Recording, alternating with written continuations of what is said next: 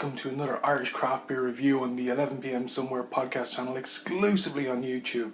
This is video number 2, and it's going to cover off N17 Rye Ale.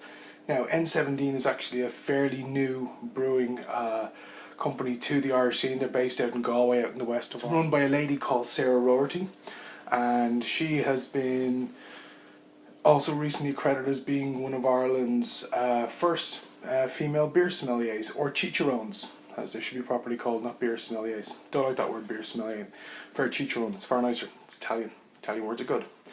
So the focus of this video is obviously going to be Sarah's beer, and it's the first one they did, which I actually got to experience firsthand at the Alltech Beer Festival and trade show that happened earlier on this year, February, in Dublin, Ireland, where Sarah actually also picked up an award for her other beer. This beer really should have gotten one. So the first thing that's just really cool about this beer is the colour. You know, it's a lovely, it's clear, but it's kind of like got that kind of dirty, dark caramel thing going on, which is fantastic. And on the nose, and you get your nose in there, you know, it's kind of just lovely, sort of like it's like a dark caramelly smell that you're getting, which is really, really good. And there's actually just a tiny little hint of, like, if you ever stuck your head into a packet of Rye Ale, don't know why you would do that, but if you stuck your head into a packet of Rye Ale, you just take a bit of a whiff, you know, that lovely rye smell, but it's not overpowering. Or when you actually bake some rye bread and you actually get that first smell of it as you pull it out of the oven, you know, it's kind of got that, but it's not overpowering. And like I said, the colour of it is actually like pretty nice, which I think is really good. Now, what I did earlier on is, I'm like a bit funny with rye beers as a whole, and it might be because the only time I like rye is when it's actually in bread. I'm not too fond of it in beers. This one is one that I've had a couple of times before, and I do like it, and every time I have it I still like it a lot. But one of the things that I wanted to put it against was, Brewdog do a rye beer, or they did one last year as part of their experimental series. It was called Interstellar. Now, Interstellar is also a rye ale, but it's a big hopped up bastard. Very, very sweet, and it's got a very, very sort of heavy texture to it. And I wanted to have that first, just because I know how amped up that would be, and just how over the top the guys would put it. You know, I think that's just one of those big show off flashy beers. Whereas when I want something that's rye, I want something that's a little bit cleaner, I want something that's a little bit crisper. I want something which isn't going to just stand there and punch my face in constantly.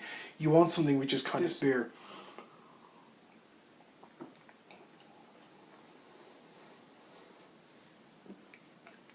It's a very, very malt forward beer, which I think is great. It's very important, but I don't think it's so malt forward that you're like, Jesus, I'm eating biscuits here, or I'm eating Rye crackers, which is really nice. It's lovely, like, it's very clean in terms of how it actually leaves you, and as that lovely, you definitely know you've had a rye beer when you get a taste of it as well, because it leaves that lovely sort of a hint in your mouth as well, just the very back end. Again, the same type of thing you get when you've got like a rye bread sandwich or something like that, and not one that's been overloaded with fucking mayonnaise, because that just destroys things, but I'm talking about just the actual clean rye bread taste. Very, very nice.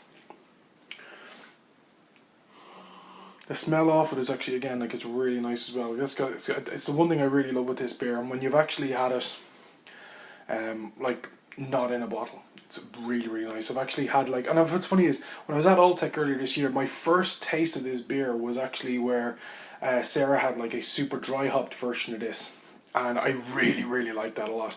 And she says, no, come back later on and I'll actually have like a regular version of it so you can see the comparison. And while I'm like one of these people who loves like a lot of hops in their beer, and I love it because of the aromas that they bring, especially when they're really fresh, those big wafty aromas, I love what they also bring in terms of the taste as well. Especially when they start getting in there and sort of just adding their little bits and pieces to it, like those little tiny finishing notes to things. And when I came back and I tried this later on that day at Alltech, it was a far nicer beer, because I'd like all throughout the day I've been having an awful lot of supercharged beers. I'm having a lot of ones which are like sensory overload beers, I almost call them. Brewdog beers are sensory overload beers. I don't think they know how to do subtle. I think they only know how to do punch you in the face repeatedly until you beg for them to stop. Not a bad thing sometimes, but with this beer, what I love the fact is that this is just, I think this would be a nice beer to sit over, and I have sat over one a couple of times, and I've had it in the past, especially in bars, or I've bought bottles, but it's just a nice beer to sit over. I think it's lovely and light in the palate, which is great, because you would expect when you're looking at something like that going, Jesus, that might be a little bit heavy. I think it's light. I think the bitterness level in this as well is something which is really, really cool. The bitterness level in this is actually something which isn't particularly heavy. It's also not faint either. I think it complements the fact of how light the beer is as well. It reminds me of getting like a really great English bitter.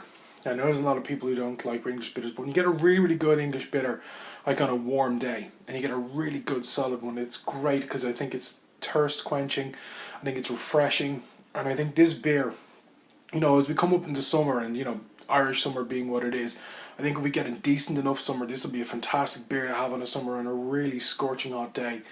And you're just sitting out and you're like, I'd love something that just quenches my thirst. I think this will be a great beer to have. Yeah. Again, that bitter is just, this is a personification of a really good, simple beer that just walks away from gentrification, which is hugely important as well, because we are starting to see an awful lot of snobby looking beers appearing. But I think this is just a lovely degentrified beer, for which would be great on a summer's day. If you haven't already tried this, go and check it out. If you come across it, go and check it out as well. You won't be disappointed. Cheers.